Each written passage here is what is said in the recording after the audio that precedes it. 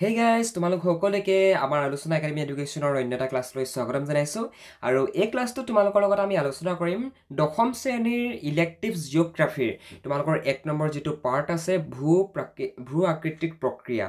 এই পাৰ্টিকুলাৰ লেসনটো তোমালোকৰ যিমানখিনি তোমালোকৰ মেট্ৰিক পৰীক্ষাৰ কাৰণে নতুবা ICSLCৰ প্ৰি টেষ্ট এক্সামৰ কাৰণে MCQ এই লেসনটোৰ পৰা চান্স আছে আৰু ইয়াৰ লগতে তোমালোকৰ যিমানখিনি পাৰ্ট ভিত্তিক প্ৰশ্ন আছে গোটেইখিনিৰ আনসাৰ তোমালোকে আজিৰ এইটো ক্লাছত পাবা লগতে আমি তোমালোকক কোৱেশ্চন আনসাৰখিনি বুজাই দিম আৰু জিঅ'গ্ৰাফি অৰ্থাৎ ভূগোল এনেকুৱা এটা সাবজেক্ট যেটো সাবজেক্ট নেকি তুমি এক্সামত মুখস্থ কৰি লিখিব নোৱাৰা তাৰ কাৰণে তোমালোকক আন্ডাৰষ্টেণ্ডিংটোৰ প্ৰয়োজন হ'ব বুজিলা গতিকে ক্লাছটো সম্পূৰ্ণ শেষলৈকে চাবা তোমালোকৰ আজিৰ ক্লাছটোত গোটেইখিনি তোমালোকৰ ধাৰণা আমি সম্পূৰ্ণ ক্লিয়াৰ কৰিব চেষ্টা কৰিম যাতে তোমালোকৰ এক্সামত ভাল মাৰ্কছ যাতে স্কোৰ কৰিব তোমালোক সক্ষম হোৱা এক নম্বৰ কোৱেশ্চনটো হৈছে বতাহৰ কাৰ্যফলত সৃষ্টি হোৱা এক প্ৰকাৰ ভূ অৱয়ৱক কি বুলি কোৱা হয় ইয়াত আমাক অপচন কি দিছে অপঘৰ্ষণ তাৰপৰা দিছে হিমবাহ তাৰপৰা দিছে বালিয়াৰী তাৰপৰা দিছে অৱনমন এতিয়া চোৱা অৱনমন তাৰপৰা অপঘৰ্ষণ এইবিলাক কি এইবিলাক হৈছে একোটা প্ৰক্ৰিয়া গতিকে এটো কি এটো ডাইৰেক্টলি এটো আমি প্ৰঞ্চিনে মাৰিম আৰু এটা নহয় আৰু তাৰপিছত কি দিছিলে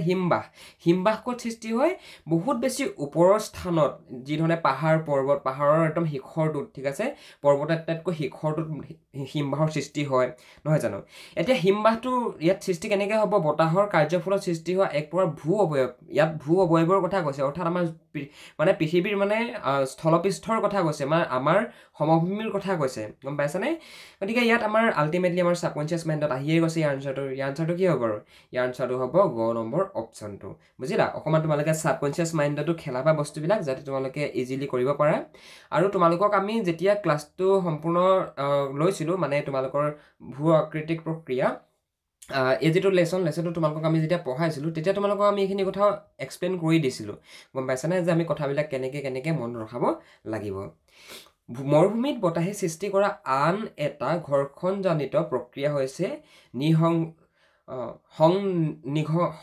নিঘৰ্ষণ তাৰপা অপঘৰ্ষণ তাৰপা ভূমিগ্ৰাস নে তাৰপৰা হিমবাহ ইয়াৰ শুদ্ধ অপচনটো হৈছে সংনিঘৰ্ষণ হৈছে মৰুভূমিত বতাহে সৃষ্টি কৰা আন এটা ঘৰ্ষণজনিত প্ৰক্ৰিয়া বুজিলা অলৰাইট 3 নম্বৰ কোৱেশ্চন গ্ৰাব কেই প্ৰকাৰৰ ইয়াৰ শুদ্ধ অপচনটো হৈছে 4 প্ৰকাৰৰ গ্ৰাব কেই প্ৰকাৰৰ গ্ৰাব হৈছে 4 প্ৰকাৰৰ আৰু এইটো তোমালোকে পৰীক্ষাত আহিব পাৰে গতিকে চাই থৈ দিবা বেছি দেখুৱা নাই 9টা নে 10টা দেখুৱা হ'ব তোমালোকক আৰু এই 9-10টা ভিতৰতে তোমালোকৰ এক্সামৰ কাৰণে কমন পৰিব এই পাৰ্টিকুলাৰ লেসনটোৰ পৰা তোমালোকে চিন্তা কৰিব নালাগে হিমবাহে সৃষ্টি কৰা এক অৱক্ষেপণজনিত অৱয়ব কি ইয়াত অপঘৰ্ষণ এটোটো নহয় হা তাৰপা মহাদেশী হিমবাহ এটোও নহয় তাৰ পৰা দিছে উলুমা উপত্যকা এটোও নহয় ইয়াৰ শুদ্ধ অপচনটো কি হ'ব শুদ্ধ অপচনটো হ'ব গ্ৰাব তোমালোকৰ ঘ নম্বৰ অপচনটো হ'ব ইয়াৰে শুদ্ধ অপচন কেতিয়াবা প্ৰশ্নটোতে মানে আমাৰ উত্তৰটোৰ কি হ'ব তাৰ এটা হিন্ট MCQ বিলাকত আহিয়ে যায় জাস্ট আমি বস্তুটো লিংকটো লগাব পাৰিলে হয় যে কি কোনটো কথা ইয়াত বুজোৱা গৈছে নদীৰ দৰে কিহে অৱক্ষেপণ কাৰ্য কৰে নদীৰ দৰে কিহে অৱক্ষেপণ কাৰ্য কৰে ইয়াৰ শুদ্ধ অপচনটো হৈছে হিমবাহে নদীৰ পানীৰে যিধৰণে অৱক্ষেপণ কৰে অৰ্থাৎ যিধৰণে নদীৰ পানীয়ে কি কৰে নদীৰ পানীত কেৱল নদীৰ অকল পানীয়ে নাহে নদীৰ পানীয়ে কি কৰে বিভিন্ন ধৰণৰ শিল বালি গেট বোকা জাবৰ জোথৰ এইবিলাক কঢ়িয়াই লৈ আনে ঠিক তেনেকুৱা ধৰণে হিমবাহেও যেতিয়া হিমবাহ ওপৰৰ পৰা মানে পৰ্বতৰ ওপৰৰ পৰা তললৈ লাহে লাহে বাগৰি আহে তেতিয়া সেই হিমবাহৰ লগত গছ-গছনিৰ পৰা আৰম্ভ কৰি পাহাৰৰ ওপৰত থকা যিবিলাক পদাৰ্থ সেইবিলাকো মানে লগত লৈ আহে বুজিলা একেবাৰে সিম্পল হয় আনসাৰটো স্থলাকৃতিৰ সৃষ্টি আৰু বিকাশৰ সৈতে জড়িত প্ৰক্ৰিয়া হৈছে ভূ আকৃতিক প্ৰক্ৰিয়া নে ভূ আকৃতিক বিজ্ঞান নে মৰুদ্যান নে অৱনমন ইয়াৰ শুদ্ধ অপচনটো হৈছে ক নম্বৰ অপচনটো ভূ আকৃতিক প্ৰক্ৰিয়া স্থলাকৃতিৰ সৃষ্টি আৰু বিকাশৰ লগত জড়িত এক প্ৰক্ৰিয়া মৰুভূমিত থকা অকলহৰীয়া চাপৰ পাহাৰ কোনটো ইয়াত আমাক বিভিন্ন ধৰণৰ অপচন দিছে ইয়াৰ শুদ্ধ অপচনটো হ'ব ইনচেলবাৰ্গ মৰুভূমিত থকা অকলহৰীয়া চাপৰ পাহাৰ হৈছে ইনচেলবাৰ্গ এটা তোমালোকৰ পৰীক্ষাত আৰু এটা কমন প্ৰশ্ন আহি থাকে যে কি ইনচেলবাৰ্গ কেনেকৈ সৃষ্টি হয় চমুকৈ লিখা নতুবা চমুটুকা লিখা তাৰপৰা বিভিন্ন ধৰণৰ অপচন আহে নহয় তাত তোমালোকৰ ইনচেলবাৰ্গটো আহি যাব পাৰে গতিকে ইনচেলবাৰ্গ কেনেকৈ সৃষ্টি হয় ক'ত সৃষ্টি হয় কি প্ৰক্ৰিয়াৰ দ্বাৰা সৃষ্টি হয় এই সম্পৰ্কে যদি নাজানা তোমালোকে চাই ল'বা আমাৰ প্ৰিভিয়াছ ক্লাছটোত গোটেইখিনি কথা আমি ডিছকাশ্যন কৰি আহিছোঁ গতিকে তোমালোকে ভাল ধৰণে সেই ক্লাছটো একবাৰ চাই ল'বা আৰু যদি তোমালোকে এইটো ক্লাছ ইউটিউবত ফ্ৰী অফ কষ্ট চাই আছা তেনেহ'লে তোমালোকে যদি আমাৰ ফালৰ পৰা পঢ়িব ইচ্ছা কৰা ধৰা তেনেহ'লে এই যেটো ফোন নাম্বাৰ দেখিছা এই ফোন নাম্বাৰটো তোমালোকে ফোন কৰি নিজৰ এডমিশনটো কনফাৰ্ম কৰিব পাৰিবা এই যেটো ফোন নাম্বাৰ দেখিছা এই ফোন নাম্বাৰটোত ফোন কৰা আৰু তোমালোকে যদি আমাৰ ফালৰ পৰা মেন টু মেন এনেকৈ পঢ়ো বুলি ভাবিছা লাইভ তেনেহ'লে আমি তোমালোকক পঢ়াব পাৰিম এই ফোন নাম্বাৰটোত ফোন কৰা আমাৰ টিমে তোমালোকক গাইড কৰি দিব এডমিশন কেনেকৈ কৰিব লাগিব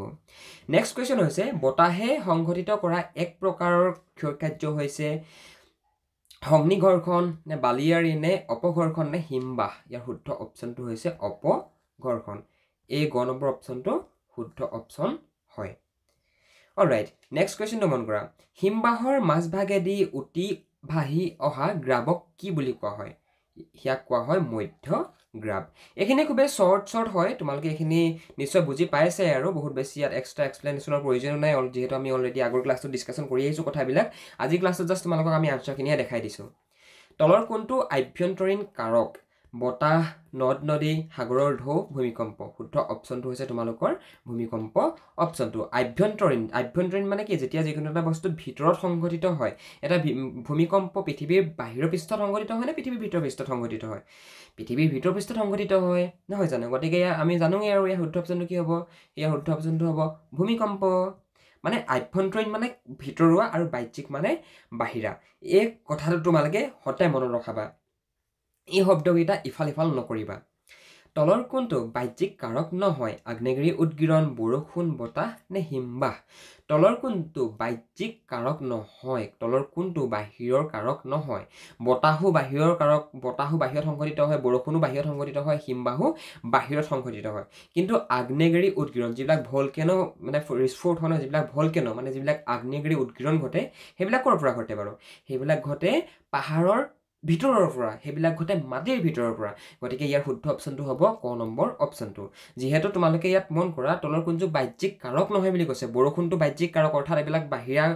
বাহিৰা কাৰক হয় বৰষুণ যে আমি দেখিয়ে থাকোঁ নহয় জানো হিমবাহো আমি দেখি থাকোঁ বতাহো আমি স্পৰ্শ কৰিব পাৰোঁ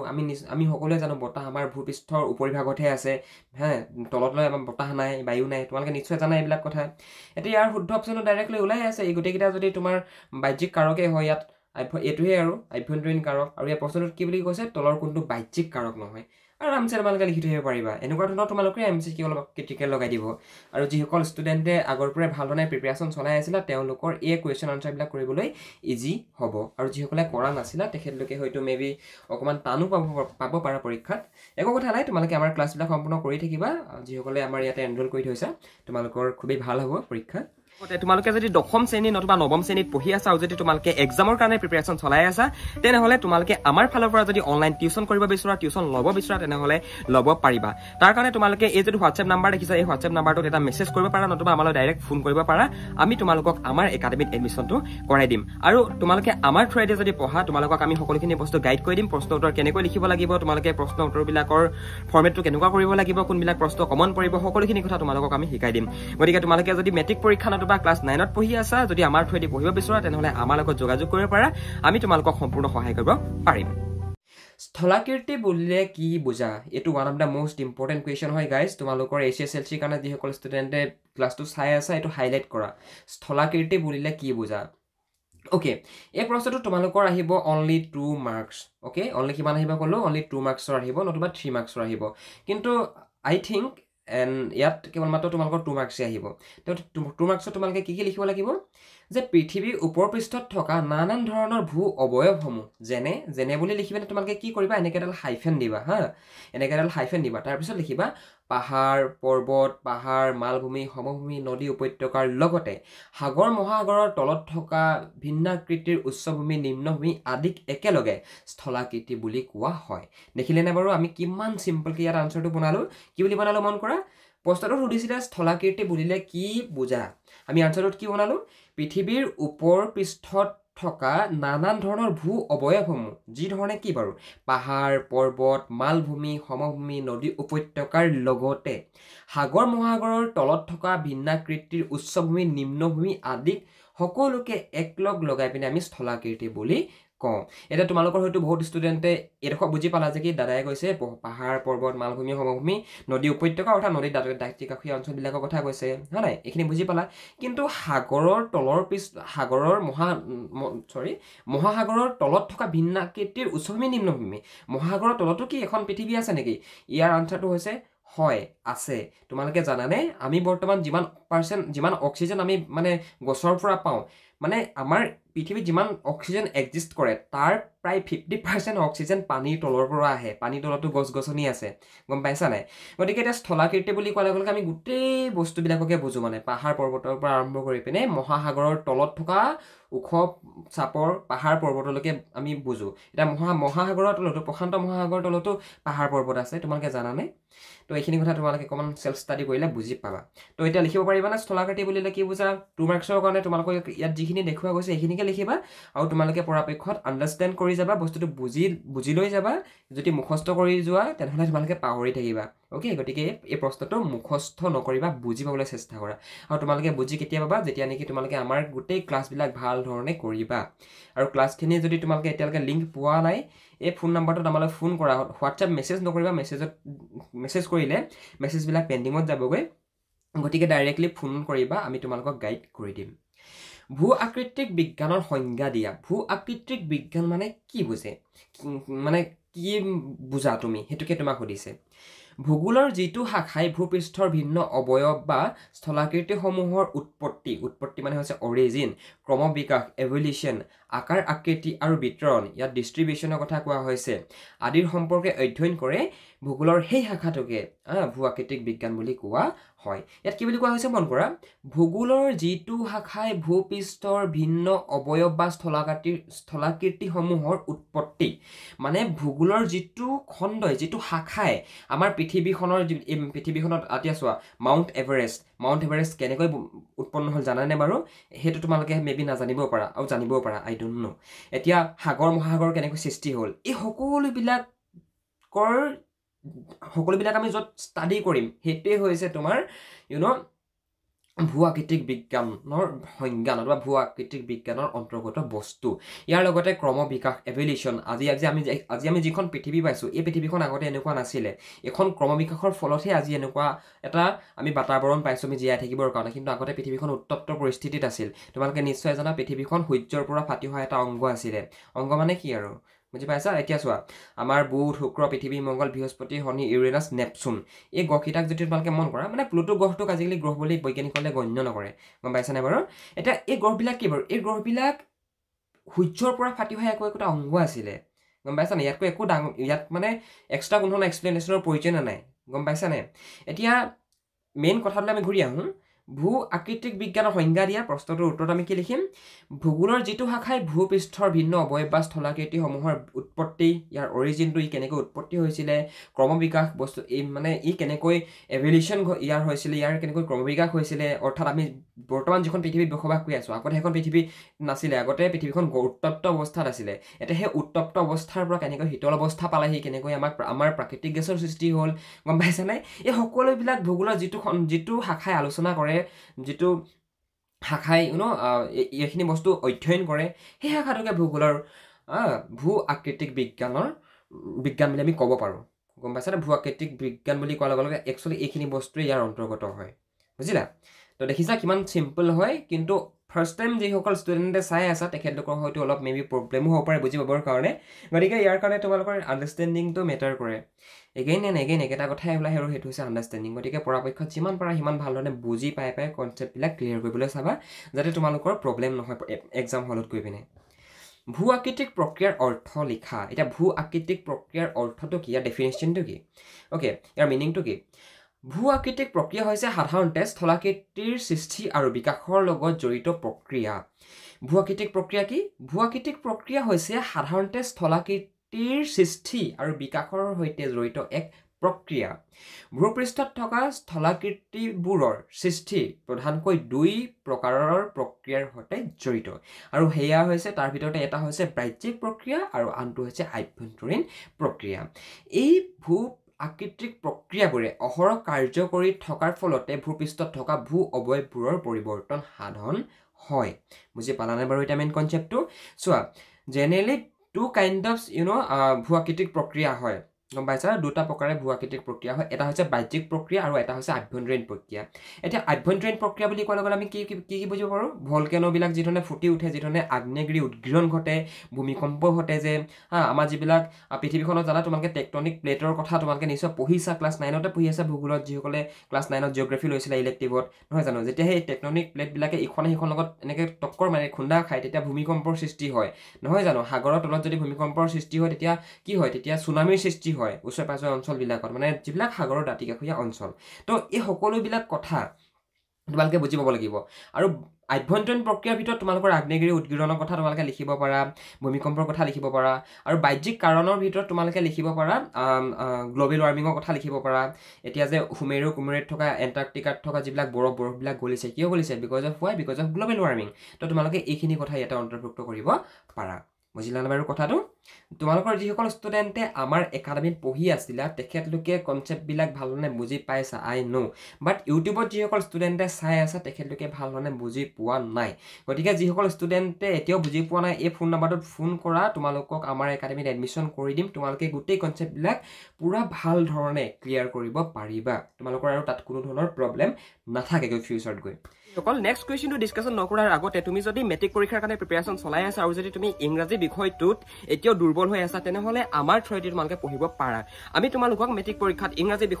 বিষয়টোত কেনেকুৱা তোমালোকৰ কুৱেশ্যন আহিব তোমালোকে কোনখিনি গ্ৰামাৰ চাই যাব লাগিব তোমালোকে কুৱেশ্যন আনচাৰ পেটাৰ্ণবিলাক কেনেকৈ লিখিব লাগিব সকলোখিনি কথা আমি আমাৰ পাৰ্চনেল অনলাইন কোচিঙত আমি শিকাওঁ গতিকে তুমি যদি মেট্ৰিকৰ এজন কেণ্ডিডেট হয় আৰু যদি তুমি ইংৰাজী বিষয়টোত এতিয়াও ক্লিয়াৰ হোৱা নাই তেনেহ'লে তোমালোকে আমাৰ থ্ৰুৱেদি যদি বিচাৰা পঢ়িব পাৰা বন্ধু বান্ধৱীসকল আমাৰ একাডেমীৰ এডমিশ্যন ফিজ হৈছে অনলি 499 ৰুপিজ য'ত তোমালোকৰ গ্ৰামাৰ তোমালোকৰ টেক্সট বুক আৰু তোমালোকৰ যিখন সৰু ছাপ্লিমেণ্টাৰী ৰিডাৰ আছে গোটেইকেইখন পঢ়োৱা হয় লগতে কুৱেশ্যন আনচাৰবিলাকো বুজাই দিয়া হয় আৰু কোনবিলাক কমন পৰিব সেইবিলাকো শিকাই দিয়া হয় গতিকে তুমি যদি বিচৰা আমাৰ থ্ৰুৱেদি পঢ়িবৰ কাৰণে তেনেহ'লে ওপৰত দিয়া ফোন নম্বৰটোত ফোন কৰা নতুবা ডেছক্ৰিপশ্যনত এখন ফৰ্ম আছে ফৰ্মখন ফিল আপ কৰি দিয়া আমাৰ টিমে তোমালোকক কণ্টেক্ট কৰি ল'ব অলৰাইট গাইজ নেক্সটটো মন কৰা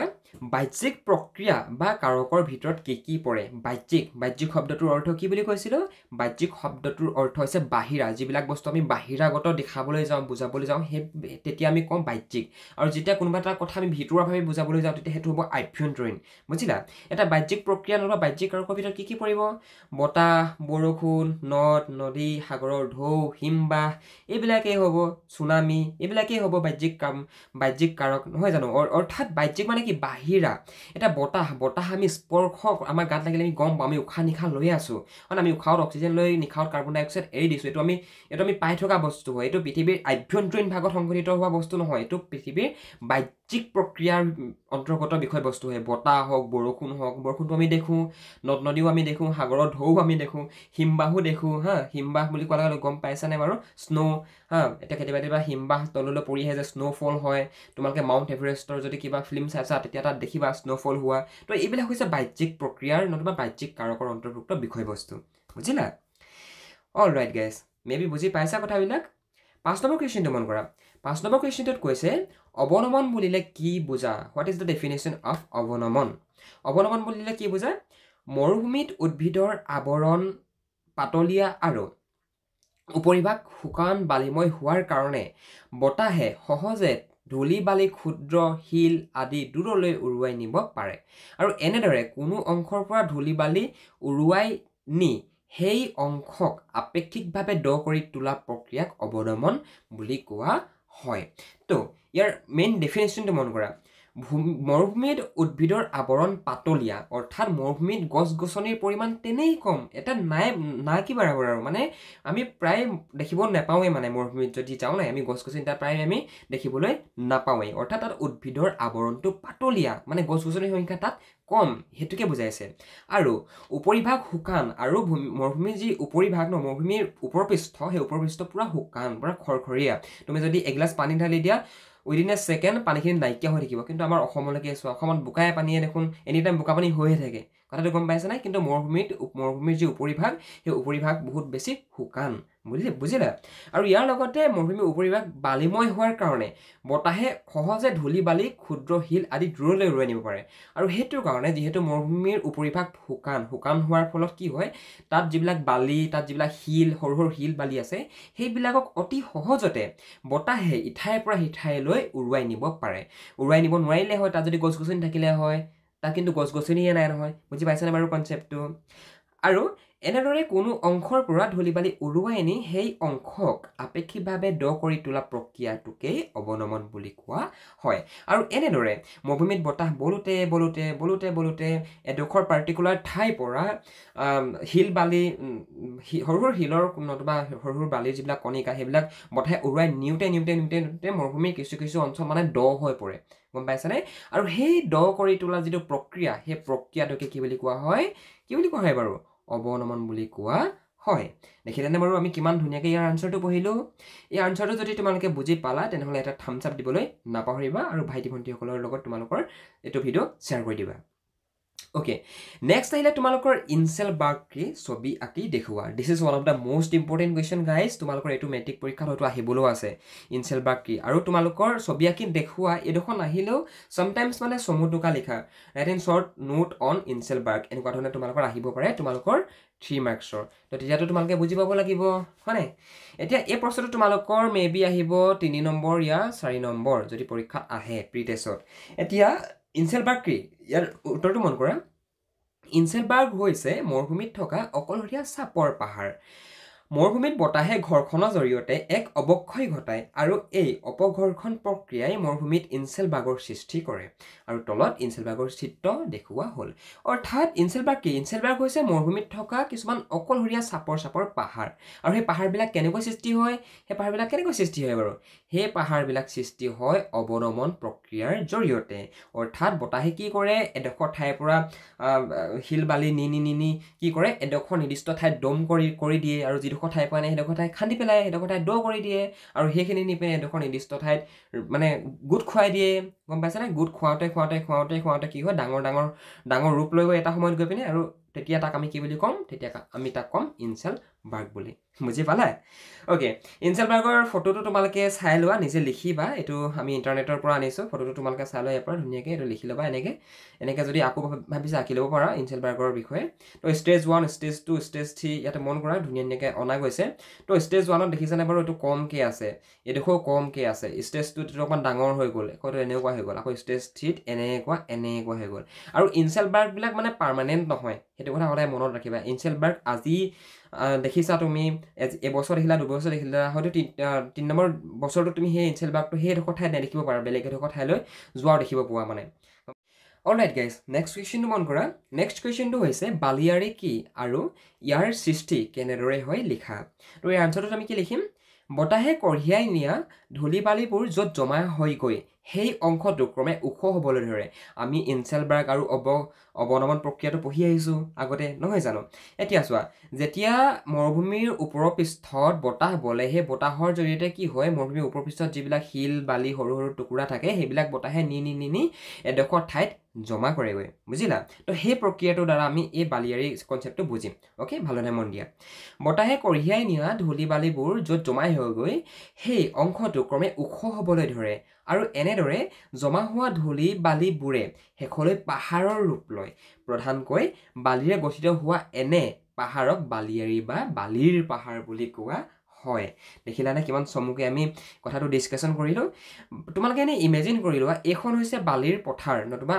এইখন হৈছে মৰুভূমি অ'কে এখন মৰুভূমি আৰু মৰুভূমিত কি হয় মৰুভূমিত গছ গছনিৰ সংখ্যা তেনেই কম গছ গছনি মানে মৰুভূমিত নায়েই আৰু গছ গছনি নাথাকিলে তাত কি হয় বতাহটো সোনকালে বলিব নহয় জানো আৰু বতাহে কি কৰে তাত এই মৰুভূমিৰ ওপৰৰ পৃষ্ঠত যিবিলাক সৰু সৰু বালি কণিকা পৰি থাকে যিবিলাক সৰু সৰু শিল থাকে সেইবিলাক বতাহে নি কি কৰে এডোখৰ নিৰ্দিষ্ট পাৰ্টিকুলাৰ ঠাইত সেইবিলাক দম কৰি দিয়ে জমা কৰেগৈ আৰু জমা কৰোঁতে এটা সময়ত সেই দমটো এটা পাহাৰৰ ৰূপ লয় বুজিলা আৰু এনেকৈ যিবিলাক বালিৰে গঠিত যিবিলাক পাহাৰ সেই পাহাৰবিলাককে আমি বালিয়াৰী বা বালিৰ পাহাৰ বুলি কওঁ বুজিলা কিমান চিম্পল হয় ইয়াৰ আনচাৰটো 2 নম্বৰে আহিব বেছি নাহে নহয় এইখিনি লিখিলে তোমালোকে নম্বৰ পাই যাবা অলৰাইট, অপঘৰ্ষণ কি? ইয়াৰ ফলত কি ধৰণৰ অৱয়ৱৰ সৃষ্টি হয়? তোমালোকৰ এই অপঘৰ্ষণ তাৰপৰা সংনিঘৰ্ষণ, অৱক্ষেপণ, এইবিলাক তোমালোকৰ পৰীক্ষাত আহিব কিন্তু অৱনমন, এইবিলাক পৰীক্ষাত আহিবই। যিকোনো এটা প্ৰক্ৰিয়াৰ বিষয়ে তোমালোকৰ লিখিবলৈ আহিব। গতিকে সেই কনচেপ্টটো তোমালোকে ইয়াতে ক্লিয়াৰ কৰি নিয়া, পৰীক্ষাত যাতে তোমালোকে ভালদৰে লিখিব পৰাকৈ। বুজিলা? অপঘৰ্ষণ কি? ইয়াৰ ফলত কি ধৰণৰ অৱয়ৱৰ সৃষ্টি হয়? অপঘৰ্ষণ হৈছে বতাহে সংঘটিত কৰা এক প্ৰকাৰৰ ক্ষয় কাৰ্য। তো অপঘৰ্ষণ কি? অপঘৰ্ষণ হৈছে বতাহে সংঘটিত কৰা এক প্ৰকাৰৰ ক্ষয় কাৰ্য। মৰুভূমিত শক্তিশালী বতাহে কঢ়িয়াই নিয়া শিল বালিৰে গতিপথত থকা উচ্চ ভূমিত আঘাত কৰি সেইবোৰত অৱক্ষয় ঘটায়। কি বুলি কোৱা হ'ল? মন কৰা, মৰুভূমিত শক্তিশালী বতাহে কঢ়িয়াই নিয়া শিল বালিৰে গতিপথত থকা উচ্চ ভূমিত আঘাত কৰি সেইবোৰৰ অৱক্ষয় ঘটায়। তো মৰুভূমিত যেতিয়া বতাহ বলে, সেই বতাহত কি আছে? সেই বতাহত কি বতাহৰ লগত গতি কৰে? সৰু সৰু বালিৰ কণিকা, সৰু সৰু শিলগুটিৰ কণিকা গতি কৰে। আৰু সেইবিলাকে যিবিলাক উচ্চ স্থান, সেই উচ্চ স্থানবিলাকত কি হয়? যেতিয়া নেকি বতাহটোৱে তাত খুন্দা মাৰেগৈ, খুন্দা মৰাৰ পৰৱৰ্তী পৰ্যায়ত কি হয়? বতাহ খুন্দা মৰা মানে বতাহখিনিৰ লগত কি থাকে? শিল বালি থাকে সৰু সৰু, সেইবিলাকেও খুন্দা মাৰে। গম পাইছানে? আৰু শিলে যদি শিলক খুন্দা মাৰে, বালিয়ে যদি বালিক খুন্দা মাৰে, তেতিয়া কি হ'ব? অবভিয়াছলি সেইবিলাকৰ ঘৰ্ষণ হ'ব। সেইবিলাক ঘৰ্ষণ মানে গম পাইছানে? সেইবিলাক যদি এনি টাইম যদি তাত ঘৰ্ষণে কৰি থাকে, তেতিয়া সেই যিটো ওখ ঠাই, সেই ওখ ঠাইডোখৰত হয়তো 2 বছৰ 3 বছৰ পিছত সেই ওখ ঠাইডোখৰত হয়তো একোৱেই নাথাকিব, সম্পূৰ্ণ সমান হৈ যাব। বুজি পালা নাই? তো সেই প্ৰক্ৰিয়াটোৰ কথা ইয়াতে কোৱা হৈছে। ঘৰ্ষণৰ যোগেদি কৰা এই ধৰণৰ ক্ষয় কাৰ্যক অপঘৰ্ষণ বুলি কোৱা হয়, নতুবা অপঘৰ্ষণ বোলে। তো দেখিলা নাই বাৰু কিমান চিম্পল হয়? তো মেইন এটা কনচেপ্টে তোমালোকে মনত ৰখোৱা, এখন মৰুভূমি, জাষ্ট ইমেজিন কৰা এখন মৰুভূমি। অ'কে, মৰুভূমিত কি নাই? মৰুভূমিত প্ৰথম কথা, মৰুভূমিত গছ নাই। আৰু গছ নথকাৰ কাৰণে কি হয়? তাত বতাহৰ গতিবেগটো বহুত বেছি প্ৰখৰ হয়, বহুত বেছি স্পীডত তাত বতাহটো গতি কৰে। আৰু গছ গছনি নথকাৰ কাৰণে মৰুভূমিৰ উপৰিজত থকা যিবিলাক বালি, শিল, ইয়াৰ যিবিলাক সৰু সৰু কণিকা আছে, সেই কণিকাবিলাক কি হয়? সেই কণিকাবিলাক বতাহৰ লগত কি কৰে? গতি কৰে। আৰু বতাহৰ লগত গতি কৰাৰ ফলত কি হয়? যিবিলাক ওখ স্থান আছে, সেই ওখ স্থানবিলাকত যেতিয়া বতাহে গৈ খুন্দা মাৰে, বতাহৰ লগত অকল বতাহে নাযায় নহয়, বতাহৰ লগত কি যায়? বতাহৰ লগত এই সৰু সৰু শিল বালি কণিকাবিলাকো যায়। এই কণিকাবিলাকে খুন্দা মাৰোঁতে এটা সময়তে পাহাৰটো নাইকিয়া হৈ থাকিব। গম পালানে? এটা সময়ত এই পাহাৰটো নাইকিয়া হৈ থাকিব। এতিয়া এই পাহাৰটো নাইকিয়া হৈ থাকিলে কি হ'ব? বাৰু? অবভিয়াছলি সেইডোখৰ ঠাইত পাহাৰটো নাইকিয়া হ'ল, সেই পাহাৰটো গৈ পিনে বেলেগ এডোখৰ ঠাই পাবগৈ। বেলেগ এডোখৰ ঠাইলৈ সেই শিল বালিবিলাকে নতুবা সেই বতাহে লৈ যাব। বুজিলা? তো চিম্পল হয়।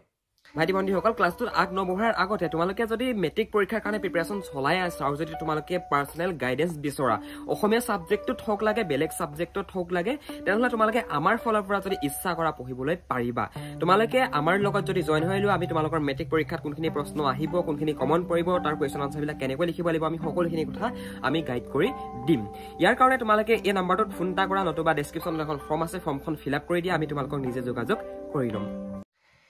অ'কে, সংনিঘৰ্ষণৰ অৰ্থ লিখা। সংনিঘৰ্ষণ মানে কি? আনচাৰ মন কৰা। সংনিঘৰ্ষণ হৈছে পুনৰ এক কি হয়? ঘৰ্ষণজনিত প্ৰক্ৰিয়া। মৰুভূমিত বতাহৰ লগত পৰিবাহিত হোৱা শিল বালিবোৰৰ মাজত পাৰস্পৰিক সংঘৰ্ষ হয়। মৰুভূমিত যিবিলাক বতাহৰ লগত শিল বালিৰ টুকুৰা বতাহৰ লগত ভ্ৰমণ কৰে, সেইবিলাকৰ মাজত কি হয়? পাৰস্পৰিক সংঘৰ্ষ হয়। বতাহৰ লগত যিবিলাক যায়, সেইবিলাকে ইটোৰ সিটোৰ লগতে সিহঁতৰ সংঘৰ্ষ হয়। আৰু এই সংঘৰ্ষৰ ফলত শিল বালিবোৰ সৰু সৰু টুকুৰাত পৰিণত হয় আৰু ক্ষয় হৈ সৰু আকৃতিৰ হৈ পৰে। আৰু এনেদৰে মৰুভূমিত হোৱা পাৰস্পৰিক সংঘৰ্ষৰ ফলত শিল বালিবোৰৰ খণ্ড বিখণ্ড হোৱা প্ৰক্ৰিয়াকে সংনিঘৰ্ষণ বুলি কোৱা হয়। অকল যে কি বুলি কয়, বতাহৰ লগত যে শিল বালিবোৰে গৈ পিনে বেলেগতে খুন্দা মাৰিবগৈ, সেইটো কথা নহয় মানে। তো কেতিয়াবা কি হয়? কেতিয়াবা এই যিটো মৰুভূমি, এখন যিখন মৰুভূমি দেখিছা, 1 ছেকেণ্ড জুম কৰি দিছোঁ যাতে তোমালোকৰ বুজাত ইজি হয়। 1 ছেকেণ্ড। অ'কে, এইডোখৰতে তোমালোকে বুজিব চেষ্টা কৰিবা গাইজ। অ'কে, এইখন হৈছে মৰুভূমি, অ'কে। এই মৰুভূমিখনত কি হয়? এই যিবিলাক বতাহ বলে, এইবিলাক হৈছে এইবিলাক এয়াৰ হয়, এইবিলাক বতাহ। এই যিবিলাক বতাহ বলিছে, এই বতাহবিলাকত কি বলে? এই বতাহবিলাকৰ লগত কি যায়? সৰু সৰু শিল বালিৰ কণিকাবিলাক যায়। আৰু এই বতাহ যেতিয়া খুব বেগেৰে গতি কৰে, তেতিয়া যিবিলাক বতাহৰ লগত গতি কৰা সৰু সৰু শিল বালিৰ টুকুৰা, সেইবিলাকে কি হয়? নিজৰ মাজত সিহঁতি ঘৰ্ষণ কৰি খণ্ড বিখণ্ড হৈ পিনে পুনৰ মাটিত পৰি যায় বুজিলা মানে যিবিলাক নেকি এটা অলপ গধুৰ টাইপৰ হয় সেইবিলাক মাটিত পৰি যায় আৰু যিবিলাক একেবাৰে পাতল হৈ পৰে সেইবিলাক বতাহৰ লগতে উৰি গুচি যায় আৰু সেই যিটো প্ৰক্ৰিয়া সেই প্ৰক্ৰিয়াটোকে কি বুলি কোৱা হয় সেই প্ৰক্ৰিয়াটোকে কোৱা হয় সংনিঘৰ্ষণ বুজিলানে বাৰু এতিয়া কথাটো যদি বুজি পালা কি কৰিব লাগে জানাই নহয় আৰু বন্ধু বান্ধৱীৰ লগত শ্বেয়াৰ কৰিবা আৰু যদি পঢ়িবলৈ মন গৈছে আমাৰ ফালৰ পৰা এনেকুৱা ধৰণে তেনেহ'লে এই ফোন নম্বৰটোত ফোন কৰি তোমালোকে এডমিশ্যনটো কনফাৰ্ম কৰি লোৱা হিমবাহ কাক বোলে ইয়াৰ গতি অতি ধীৰ হোৱা কাৰণ কি হিমবাহ কাক বোলে আৰু ইয়াৰ গতি অতি ধীৰ হয় কিন্তু কিয় ওকে হিমবাহ হৈছে অতি ধীৰ গতিত প্ৰবাহিত হোৱা বৰফৰ স্তূপ হিমবাহ বা বৰফৰ স্তূপবোৰ পাহাৰ পৰ্বতৰ অতি উচ্চাংশত জমা হয় ওকে ষ্টাৰ্টিঙতে কি বুলি ক'লে হিমবাহ কাক বোলে হিমবাহ হৈছে অতি ধীৰ গতিত প্ৰবাহিত হোৱা বৰফৰ স্তূপ যিবিলাক নেকি পাহাৰ পৰ্বত আটাইতকৈ ওপৰত থাকে আটাইতকৈ টপ স্তৰত থাকে গম পালা হিমবাহ বা বৰফৰ স্তূপবোৰ পাহাৰ পৰ্বতৰ অতি উচ্চাংশত জমা হয় মানে পাহাৰ পৰ্বতৰ আটাইতকৈ ওপৰৰ লেভেলত জমা হয় কি ওপৰৰ লেভেলত জমা হয় কিয়নো ওপৰৰ লেভেলত বায়ু ঠাণ্ডা হয় নহয় জানো আমি বৰ্তমান তোমালোকে জানানে বাৰু আমাৰ যিসকল বৈজ্ঞানিক মহাকাশত যায় ন মহাকাশত যদি মানে যিযোৰ চুট পিন্ধি যাব লাগে যিযোৰ ড্ৰেছ পিন্ধি যাব লাগে সেইযোৰ যদি পিন্ধি নাযায় ন তাত মানুহজন 1 ছেকেণ্ড সময় জীয়াই থাকিব নোৱাৰে গম পাইছা নাই বাৰু আৰু আমাৰ এটা লেভেলৰ ওপৰত আৰু বায়ু চেঁচা হৈ যায় তোমালোকে যদি পাহাৰবিলাকলৈ যোৱা তাত ঠাণ্ডাত কঁপি থাকিব লাগিব তুমি কিয় জানা তাত বায়ুৰ যিটো চাপটো বহুত বেছি কম হয় আৰু সেইটো কাৰণে তাত ঠাণ্ডা লাগে বুজিলা ওকে আৰু পাহাৰৰ ঢাল অনুসৰি ই তললৈ নামি আহে এই যিবিলাক হিমবাহ এই হিমবাহ কি হয় হিমবাহবিলাক মানে পাহাৰৰ উচ্চাংশত জমা হয় আৰু কিছু ক্ষেত্ৰত মানে কিছুমান কাৰকৰ বাবে কেতিয়াবা কি হয় সেই বৰফৰ সেই স্তূপবোৰ পাহাৰৰ ওপৰৰ পৰা লাহে লাহে তললৈ নামি আহে নতুবা মানে তললৈ আৰু বৈ আহে আৰু এনেকৈ ধীৰ গতিয়ে নামি অহা বৰফকে হিমবাহ বুলি কোৱা হয় ইয়ালৈকে তোমালোকে লিখিব পাৰা ওকে গাইজ নেক্সট কি সুধিছিলে নেক্সট আমাক সুধিছিলে যে কি ইয়াৰ গতি অতি ধীৰ মানে কি শ্ল' ইয়াৰ গতি অতি শ্ল' হোৱা কাৰণ কি ইয়াৰ গতি অতি শ্ল' হোৱা কাৰণ হৈছে কি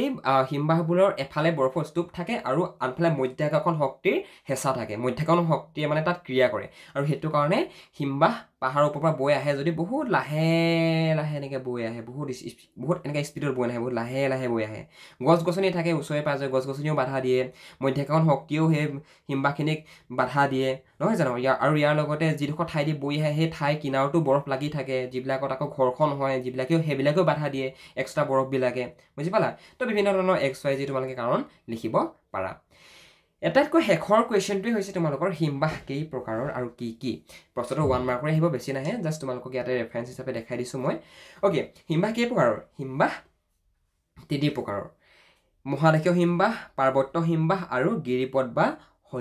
শৈলপদী হিমবাহ তো এই 3 প্ৰকাৰৰ হিমবাহ আমি জেনেৰেলি দেখিবলৈ পাওঁ বুজিলা তো ভাইটি ভণ্টিসকল তোমালোকৰ কাৰণে এই ক্লাছটোত ইমানখিনিয়ে আছিল আই থিংক তোমালোকে কথাবিলাক ভাল ধৰণে বুজি পালা যদি বুজি পালা জানাই তোমালোকে কি কৰিব লাগে আৰু তোমালোকে এটা কাম কৰিবা তোমালোকৰ যিসকল ষ্টুডেণ্টে আমাৰ একাডেমিত পঢ়িব বিচৰা নাম্বাৰটোত এটা ফোন কৰিবা হোৱাটছএপত মেছেজ নকৰিবা মেছেজ কৰিলে তোমালোকৰ মেছেজ বহুত বেছি পেণ্ডিঙত যাবগৈ বহুত ষ্টুডেণ্টে মেছেজ কৰি থাকে গতিকে তোমালোকে পৰাপক্ষত এটা ফোন কৰিবা আৰু তোমালোকে যদি পঢ়ো ভাবিছা এডমিশ্যন কৰি ল'বা এডমিশ্যনৰ ফিজ কেৱল মাত্ৰ 999 টকা য'ত তোমালোকে তোমালোকৰ জিঅ'গ্ৰাফিটো তোমালোকৰ ইলেক্টিভ জিঅ'গ্ৰাফি তোমালোকক কমপ্লিট আমি পঢ়াই দিম okay thank you so' much for ৱাচিং this video' class bye bye